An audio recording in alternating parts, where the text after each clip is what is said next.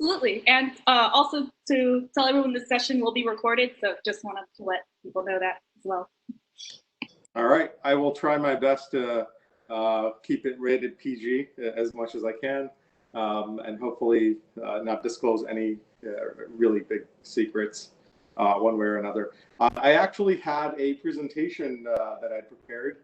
I don't know if it's possible to send it to you. Oh, you can share your screen. It's the third button to the left, the one with like the little box and the arrow. So share. Okay. Let me see if I can get to it real quick because it is on Google Docs. One moment. So,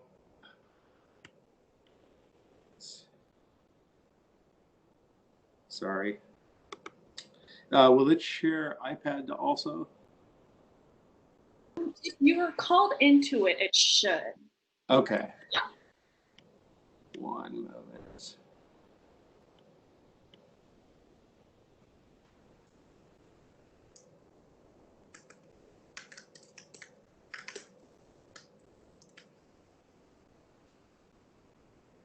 Okay, I'll go ahead and get started. Judy is sending me the info. As soon as I have it, I will share the screen. Just a couple of, just a couple of mile markers for me.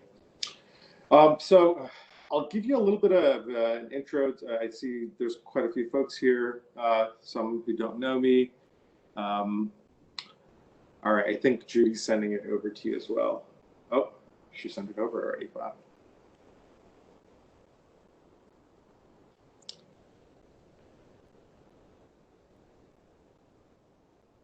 I see it in one place, I don't see it in the other. My apologies, like switching devices in the last minute here.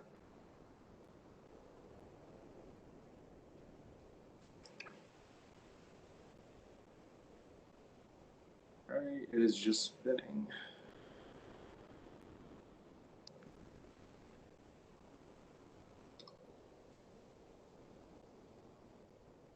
All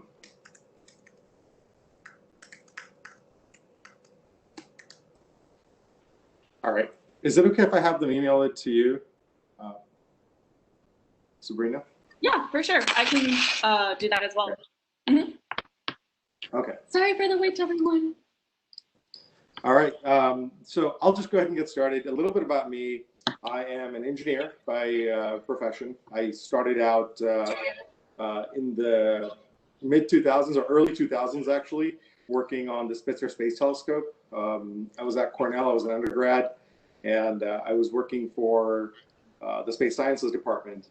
And I didn't know I was working on the Hubble telescope's infrared detector. And one of the great benefits in my life has been just not knowing what I was walking into. So Cornell happens to have I infrared spectroscope with at the particle accelerator with these alpha rays and figure out how cosmic rays impacted this thing. Just because I really didn't know how cosmic rays worked. I talked to some scientists, they told me what to do. Lo and behold, that ended up being my seminal work there and for NASA for the early part when I worked on Spitzer Space Telescope. I figured out how to subtract cosmic rays from your outer space detectors, which was pretty amazing for me, especially being an undergrad. And then, going full-time with NASA, I was down in Cocoa Beach with my laptop coding on August 23rd, 2003, I believe, or 2004 when Spitzer launched. And I thought to myself, wow, this is amazing. This is like heaven, You're on the beach coding and there's rockets going up.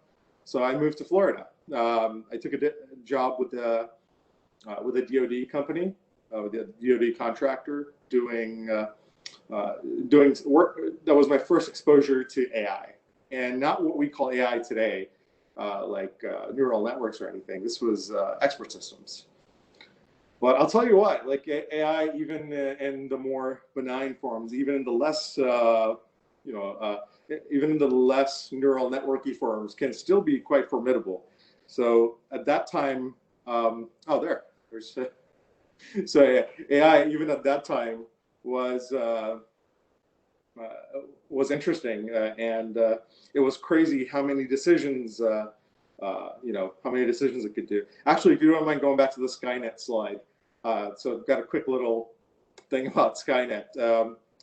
I used to joke that I'm working on Skynet because it literally that was the joke within the engineers there, is because we were building AI for unmanned aerial vehicle simulation, things that you could, actually put into production, and some things that have since been put into production. So for all the folks out there who are still having the debate about whether, AI in unmanned aerial vehicles, what will that do to us, right? Well, I have bad news for you. I was working on that in 2004, so I'm pretty sure it's already out there. It's a little too late to be having that discussion now. However, the good news is, the overlords have not dominated us.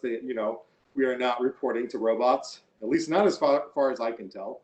And oh, actually, the hell thing is another interesting bit about AI, because there's the advertising part of AI, there is the marketing part of AI, then there's the reality of AI. So the reality of AI, actually, at least to most practitioners, it's not nearly as dramatic as what you see, like Hal in Space Odyssey, where Hal kills all the scientists on board the spacecraft. That's a lot more dramatic, but your normal AI goes in things like your car's transmission, and I'm sure your car's transmission isn't all that exciting until you realize like little bits of AI is actually incredibly powerful. It's the benign things that you kind of tend to ignore, like a virus that you can't see that's not very dramatic that has locked down the entire world. So it's worth discussing the actual impact of these little bits of AI that's all around us. So one of the things, speaking of cars, I switched from Department of Defense type work. It was cool, but personally, I started thinking about the implications, and I just didn't want to think about it too hard. And I wanted to go do something fun. So I joined a company called Superchips, which was a startup. And what they did was they hacked into car ECUs, reprogrammed them. This was 2005, 2006-ish, and they made the cars go faster. So speaking of AI, AI has been there in your car's transmission and the little computers on your car for quite a while. So one of the ways to make your cars go faster is simply to erase its memory, because it would figure out how you drive and it would modify how the engine and transmission responds to maximize engine life, right? So sometimes people would be like, wow, my car got so much faster since I hooked up a super chip to it. Well, it was because like we just simply erased everything and set it back to factory settings.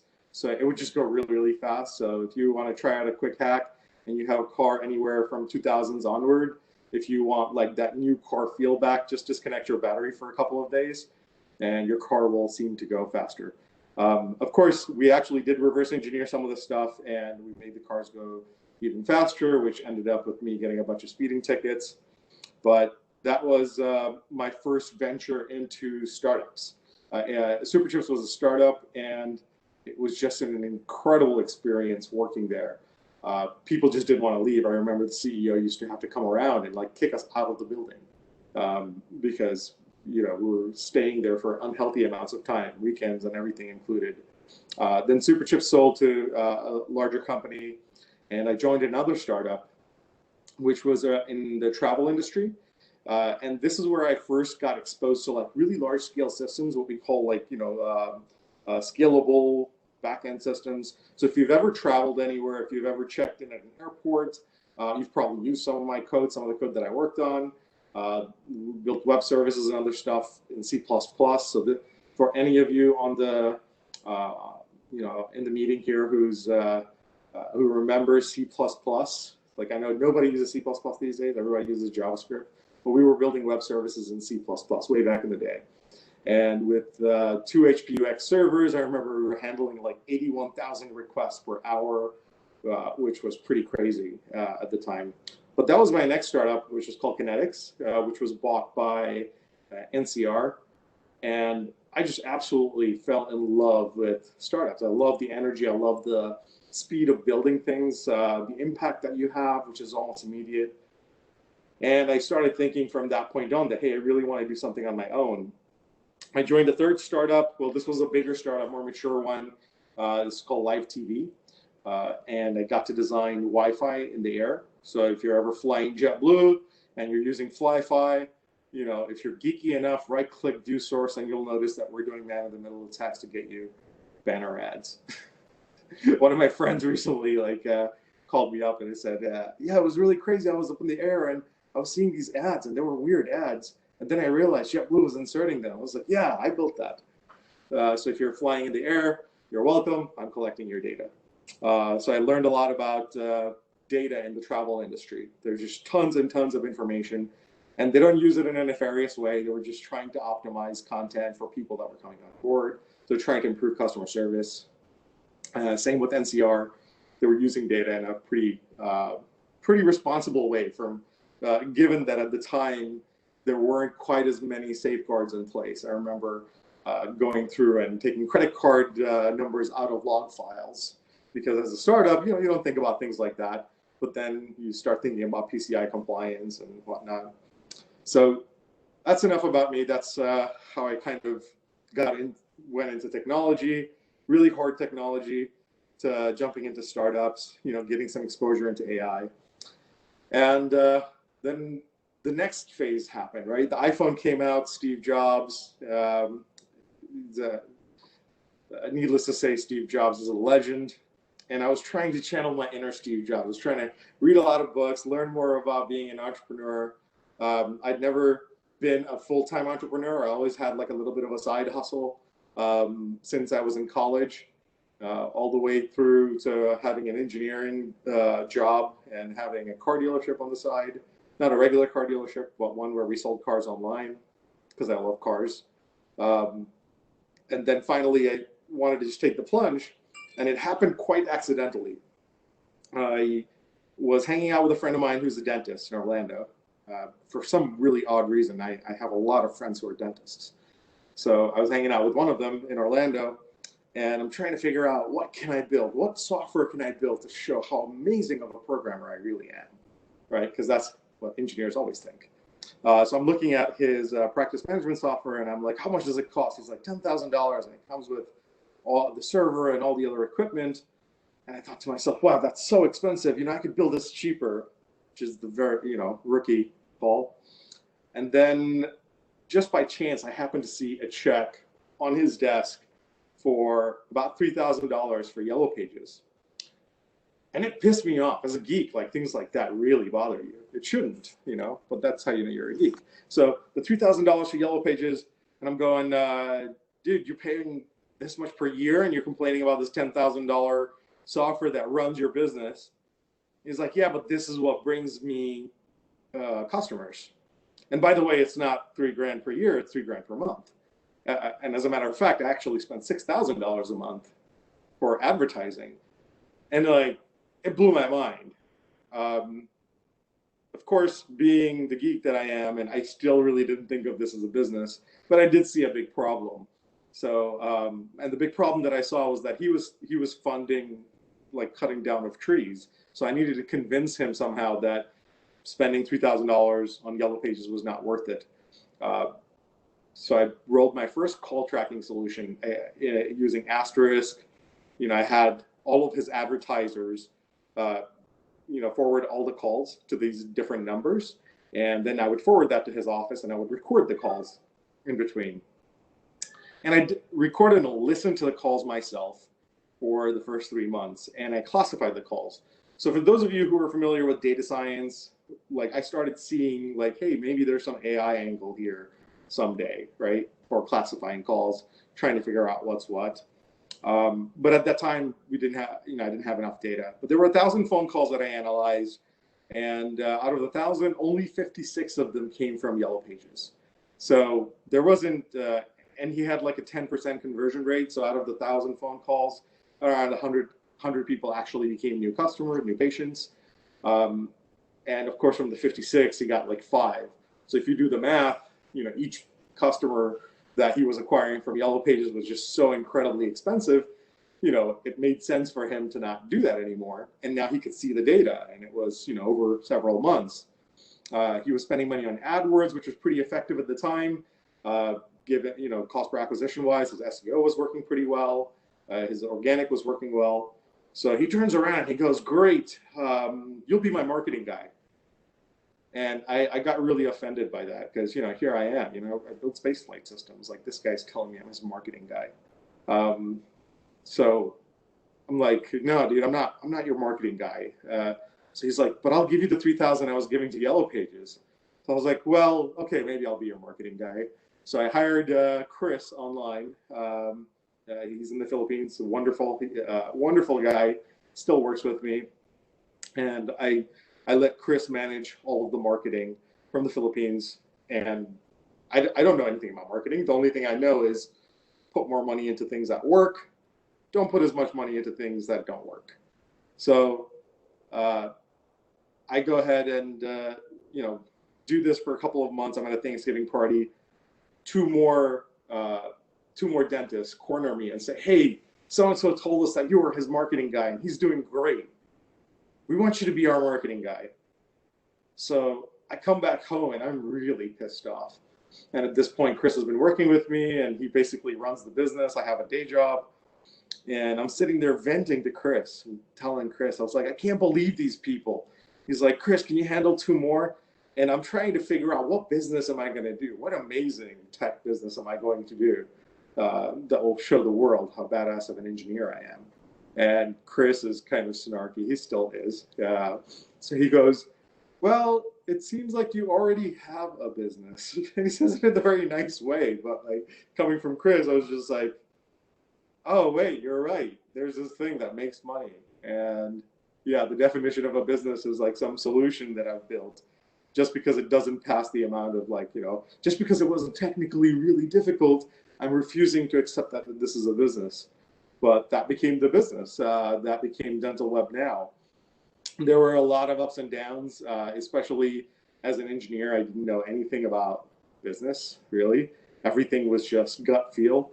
And that's a terrible way to run a business. Since then, I've basically absorbed hundreds of audiobooks and books just to level up my business skills. And knock on wood, that kept the business growing. We were doing 7-figure revenues by the second year of being in business. The first year it sucked. The first few months it really sucked. It was very nerve-wracking. But especially giving up a steady paycheck, 6-figure salary, and going into something that's very, very, much in the unknown. But in retrospect, thank God I did that. Dental Web Now grew every year, and being the stubborn engineer that I am, I kept trying to figure out, what product can I build? And, I'm ashamed to say none of the really great product ideas came from my head. They came from the people around me. I was really upset one day. I would still listen to calls. I would audit calls. So we had a group of people that would listen to calls in the Philippines, some over here, and we basically classify calls. We started identifying opportunities where the receptionist could have answered the call well, and by the time the call came in, we had a ton of analytics data also, right? So we could tell that by the time somebody called, that they were calling from this ad, which was placed for this procedure. And there are certain procedures in dentistry that pays like $70,000, and these are cash patients. They're called all-on-4s. Older people get it. So if you're shocked by that number, here's a really simple comparison. When you are 70-something years old, you're 80-something years old.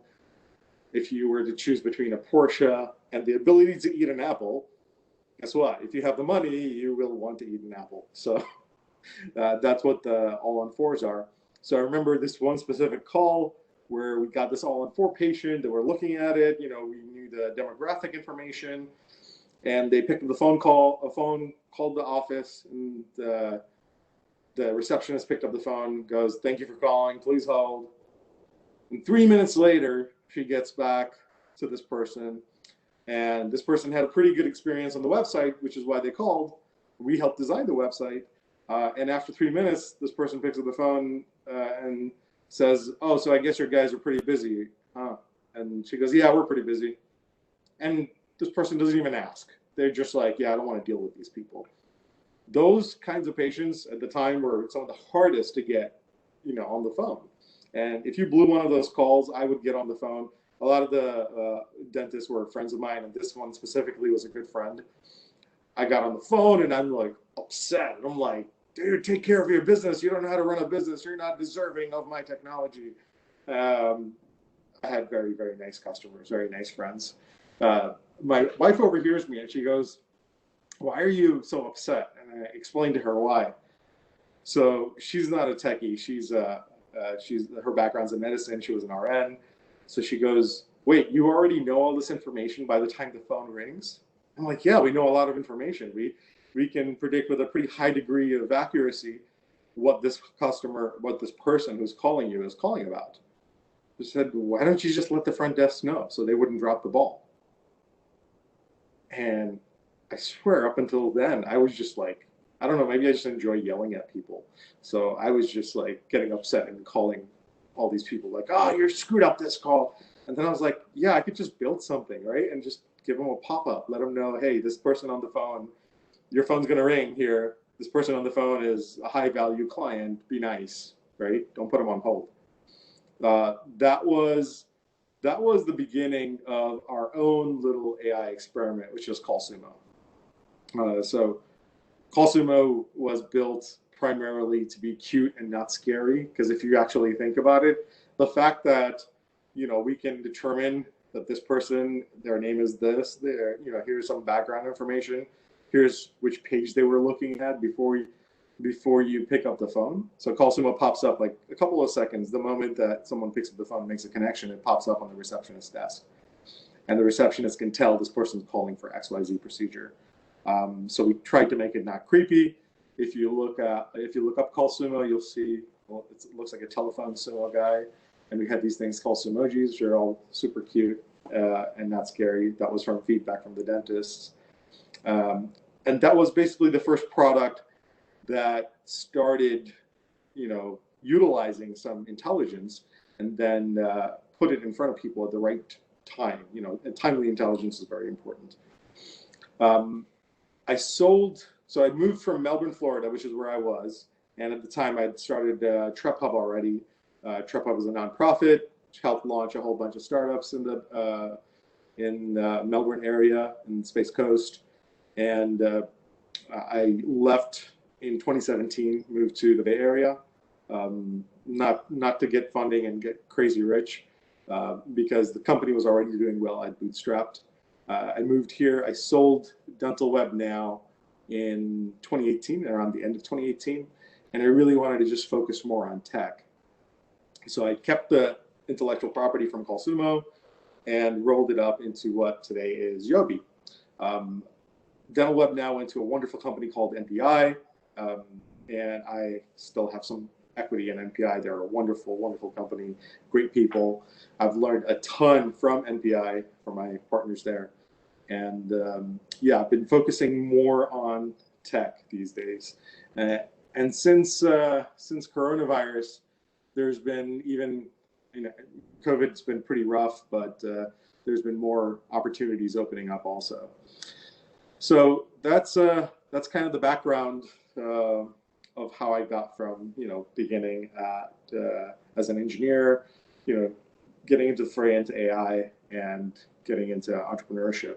CallSumo then transformed to Yobi, which is basically like CallSumo 2.0, where it tries to unify all the communications so that you can not just call your doctor, you can text, you can WhatsApp, you can do whatever. And it's all unified on the other end. It's easy for the person answering, especially with coronavirus, everybody's working from home. People are realizing, oh crap, those desk phones that we have at the office are a serious impediment to having communication with our customers now. There's so many small businesses that wish they could just talk to their customers, tell them what's going on, right? So you should be able to text these businesses just the same way you text your friends. Or if you've ever tried going on Facebook Messenger and going and trying to talk to your dentist or your car wash, like just watch what happens. They won't respond because it's really not built to serve businesses well. So that's what Yobi is all about. And that's where my business ventures are today. Sorry, I'm like going on and on, Sabrina. Is that okay? All right. So there's the what is AI thing. So just a quick recap on AI. There's movie AI, then there's real world AI. And I'm an optimist. I believe that real world AI is going to be a lot better than what we've seen in the movies. I don't think they'll come and kill us all, but I do think a lot of it is dependent on technologists. One of the wonderful things about TrepHub, which is very, very much like Club for Hackers, is as technologists, we need to realize that we have a lot more power than we've ever had before. It's like being a magician. So you can leverage AI, you can leverage machine learning in ways that better humanity. So one of the ways I'm trying to do that is by improving communication. For example, I tend to forget people's birthdays, but now Facebook will remind me and Google will remind me. So if you're having a conversation with someone else, if you have a little bit of extra information, right, something that interprets how they're feeling, how, what they're thinking through, or what they might be interested in, that could improve a sales conversation, that could improve a business conversation. Alternatively, you could build AI that is not so nice, like some AI that I had the misfortune of experiencing last time I was going through China. Not to like rag on China or anything, but it was a very scary moment. I realized that they were using facial recognition technology like I had never seen before. We were just passing through, and there was a customs agent, and they were like really looking hard at me and my family. And at first, I'm like, "What's the problem?" My paperwork is in order. Being American, I turn American very quickly as soon as I travel. So I was getting very American, very much like, "Hey, why are you stopping me?" Right? So I took a quick peek at what this agent was looking at. For whatever reason, the facial recognition technology could not identify my younger daughter, and they were trying to figure out. So she was reviewing footage from like the bathroom or something, wondering if we had like switched kids or something. And it was just mind-bogglingly scary. And as we walked around, we're seeing all these cameras everywhere and realizing, like, holy crap, this facial recognition technology, it's all cute and fun. It helps you identify your friends on Facebook. Well, it can be used for authoritarian purposes also. And it doesn't have to be used for, we have theoretical discussions stateside as to like, oh, what would that look like? But it doesn't have to be used for only the bad guys or only people that have something to hide.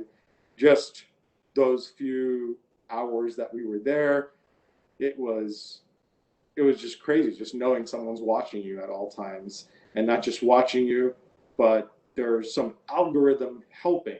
So if you were to have the smallest infraction, you could get identified. There was an article about two people who were at a soccer game that got identified and that got, arrested. And to me, that's a lot scarier than Skynet, than, war bots, right? So I don't think Skynet's what's going to get us. What I'm a lot more scared of is this, benign seeming, simple AI. I know there's a lot of talk in the Bay Area, especially about recurrent neural networks and deep learning. All this stuff is cool, but the thing that is scary is the AI that's already there. There's a ton of data out there, and with a little bit of ingenuity, you can apply AI for good. Or if you didn't want to call it AI, we could call it automation. We could call it, simple machine learning, prediction algorithms. we can apply it for good. We can help you find more things on Amazon, which in my opinion is not a bad use of AI, which is a good use of AI. Or we could use it to oppress people, right? There's been questions about AI being used by police to specifically, be more racist. Like they weren't trying to be racist, but AI has biased as well based on training data that you feed it.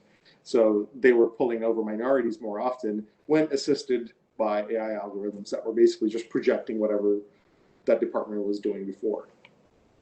So the future that I see is one of augmentation, where human beings are augmented by AI. And that can be a positive, there can be a positive in AI as well. Sorry, I know I'm going through a whole bunch. So actually, this is my theory, is AI can help us be more human by letting us act less machine-like. Sorry about that. No worries, Sabrina. That's a good slide. We can time, and I could not find the unmute button. Okay. No worries. Sorry about that. Okay. Yeah. So, the A is for advertising. That's my cynical geek side. But the slide right after that, the one with the two people standing, I think a couple more down. See the one nation under CCTV? That one is a very scary one. But this is the positive that I'd like to focus on today, the one right before the last one. All right. That one, yeah. So this is the AI that I'm really hopeful for, right? And I'm hoping that that's something that I'm building. That's my friend Brandon there. So those of you that know Brandon, love hanging out with geeks. We are at the offices of Weave there. Geeks can do really nice things, really awesome things, like unicorns in the back. So AI can actually help us be more human. And the way it can help us be more human is by taking away a lot of the mundane tasks that we have to do. The computer can calculate faster than I can. It can do things like, take over cruise control. It can do things like do my reports, give me dashboards, give me alerts, keep an eye on things. I'm not a particularly good manager. I don't follow up with people all the time. Like, hey, are you doing your task? Are you doing your task? But you know what? I actually have algorithms that do that for me. And that means whenever I'm connecting with somebody, I can spend a few minutes just going, hey, how are you doing? How's coronavirus? How are your kids? How are you feeling? And that's because machines, AI specifically, can actually take off a lot of the workload that we have. Sorry, I feel like I've been talking for forever here. And it's about like 40 minutes. And did we want to open it up to some questions, some comments? Yeah, if anyone has any questions they would like to ask, feel free to put in the chat bubble or, yeah. Yeah, sorry about my very poor slide transition skills. No, I think it worked out pretty well. So speaking of AI, right, there was one thing that I did want to discuss, and I'll get into that a little bit. In getting into AI myself, I've actually had to think very hard, and I've read a few books on what it means to be human. I've gotten more philosophical thanks to thinking about AI. We've got some questions. I'll get back to my philosophical stuff a little bit later. All right. So from Jason King, do you feel companies should police AI usage themselves, or are you in favor of governmental regulation? Ooh, boy. Policing AI. That's a really tough one, because this is going to involve some of my own personal feelings on it. There should be some governmental regulations, but the truth of the matter is, I've seen what it's like to have crazy amounts of power, especially AI, in the hands of government that want to use it like a very, like a very blunt instrument. So I worry a little bit about too much government control. But at the same time, then we see things like Facebook and others. So I feel like the sweet spot is somewhere in the middle. Sorry if that sounds like a cop-out answer, but I feel like the sweet spot is actually in government actually implementing some laws. That's not going to happen worldwide because you're going to have less scrupulous governments who will say, okay, so what, that United States is implementing this, so what, the European Union is doing GDPR, we're not going to do anything. And that might put some businesses at a disadvantage overall.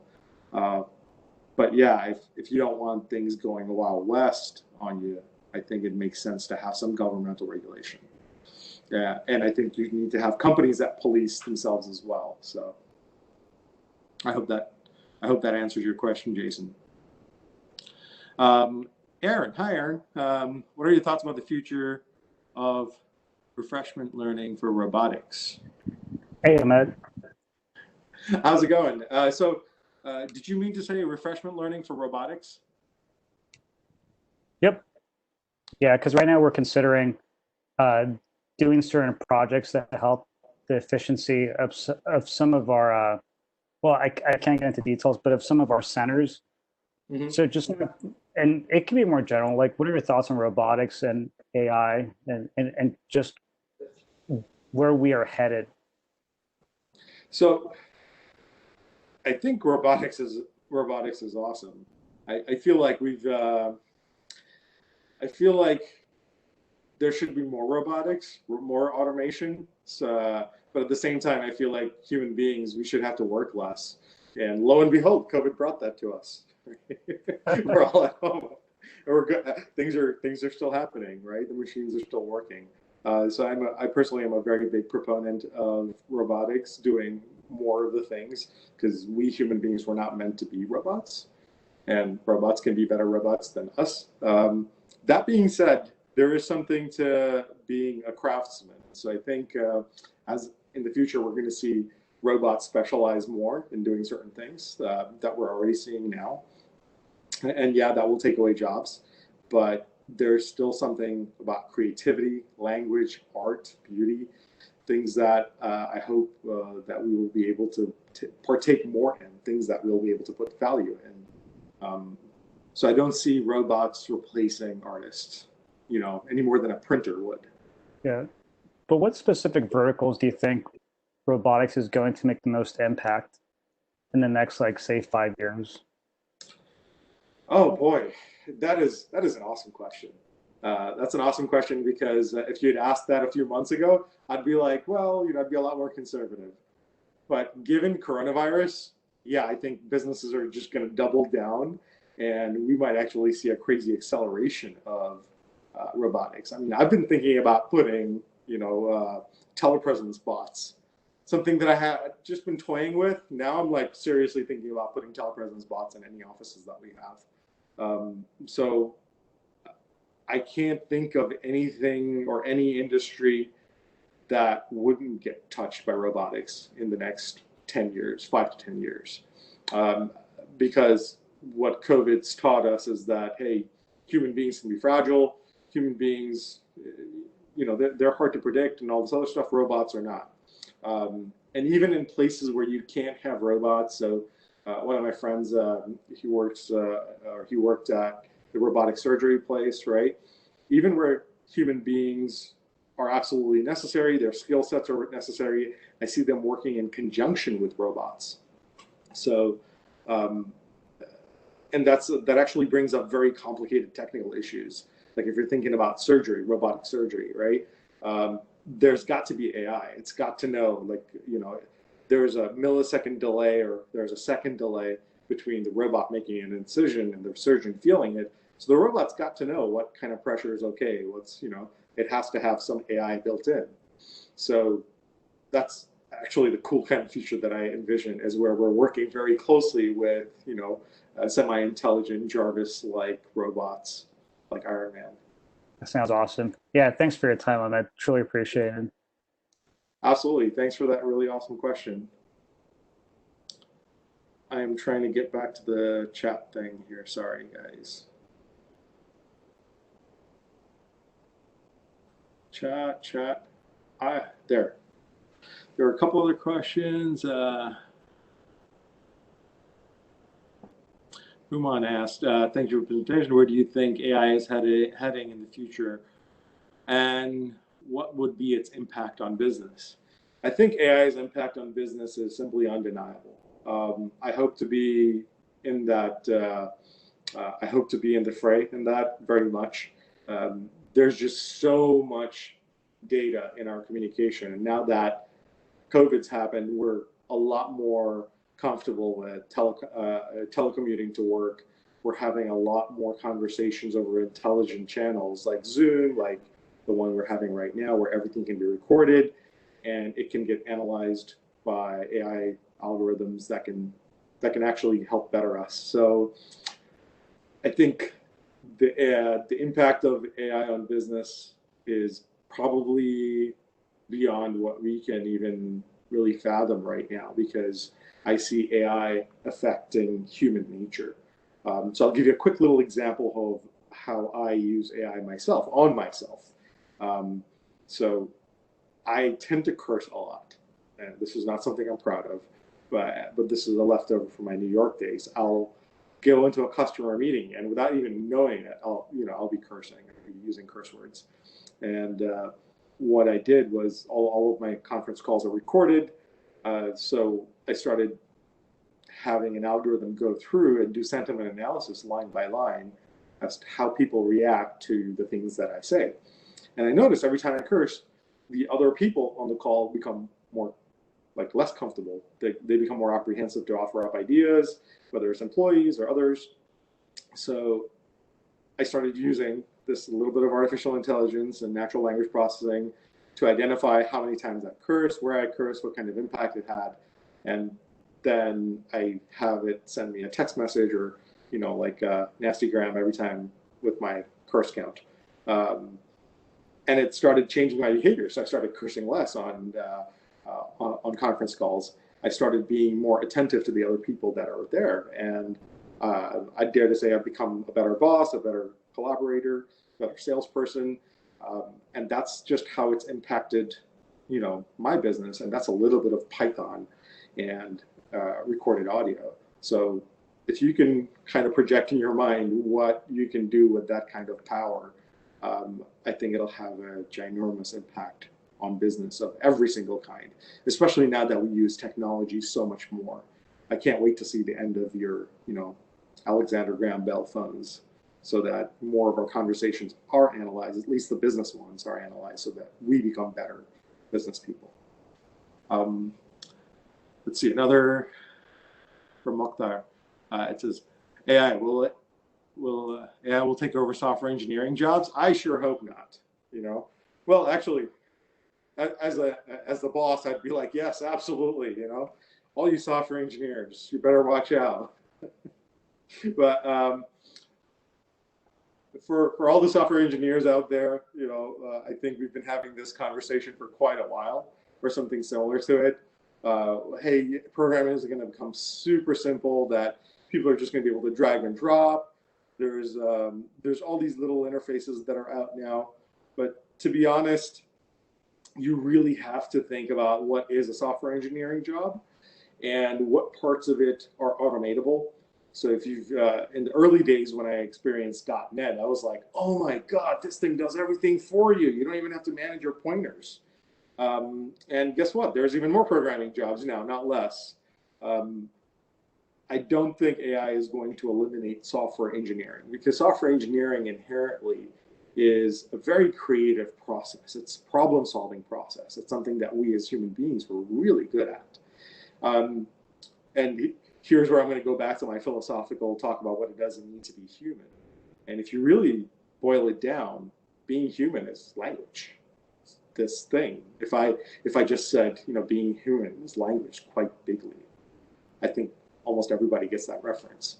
If I made that reference a couple of years ago or a few years ago, everybody would look at me really weird, like what's he doing, right? Why is he saying this word wrong? So language is very dynamic. Language is very, very human. It changes so fast you can barely keep up, even with very powerful neural networks. And software development is done in programming languages.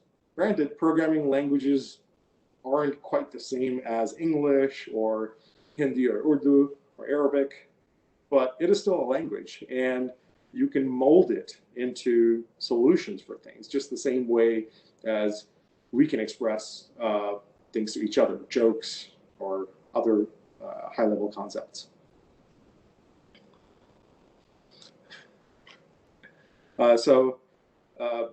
Yeah, as far as as far as programming jobs go, software engineering goes, I don't see software engineering disappearing. I see it becoming more ubiquitous. I look forward to the next generation of software engineers who will probably be doing their jobs very differently, but the core necessity for your humanity doesn't go away, for your problem-solving ability doesn't go away.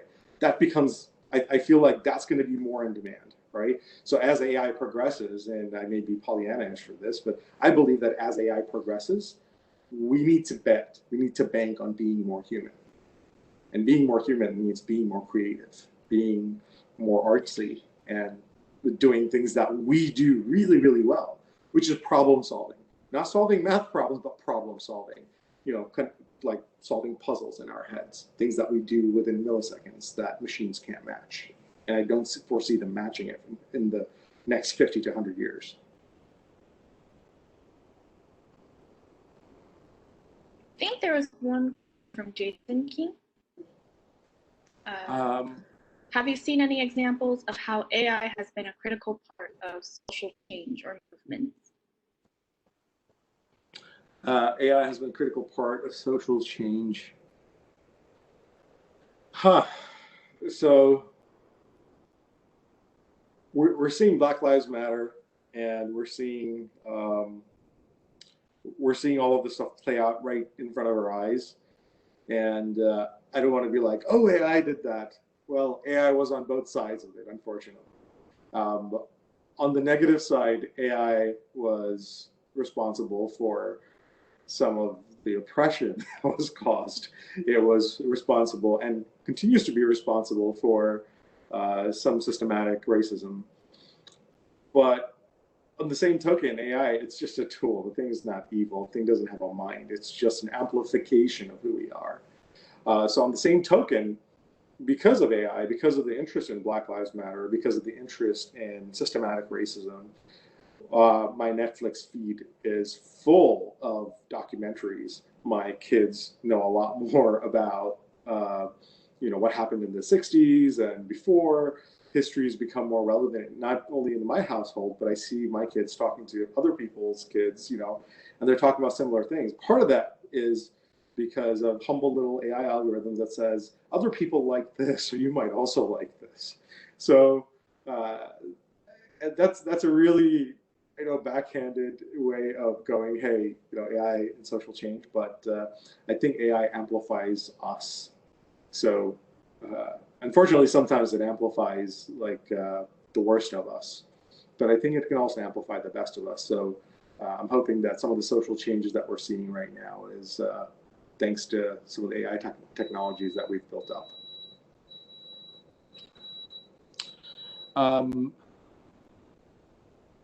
Trisha Timmons says, what are some resources in our sites you recommend to learn more about AI and AI news?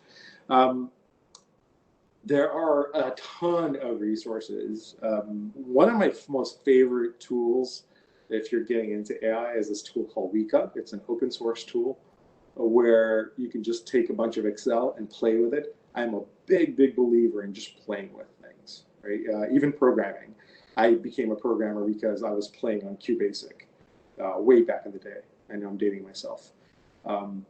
So even with AI, it can seem really daunting at first. I would love for someone to just delve in and say, hey, what does it really do?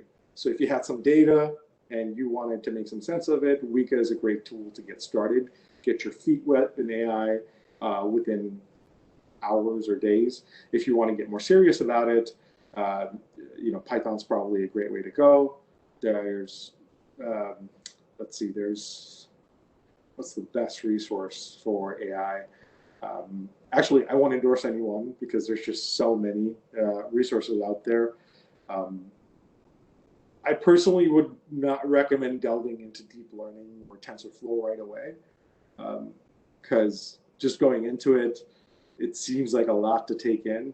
But if YouTube is probably a great place to start. Start with YouTube, get your hands on Weka, try it out, play with it. Once it starts to make sense in your head, like, go to Google. And I think that's a great way to just jump into it and get it work. Shashank asks, how do ML and AI differentiate? Is ML a part of AI? So I had a slide there that said A is for advertising. A is kind of for advertising because when I was at Cornell, I took some operations research classes way back in the day, and nobody, you're welcome, Trisha, nobody would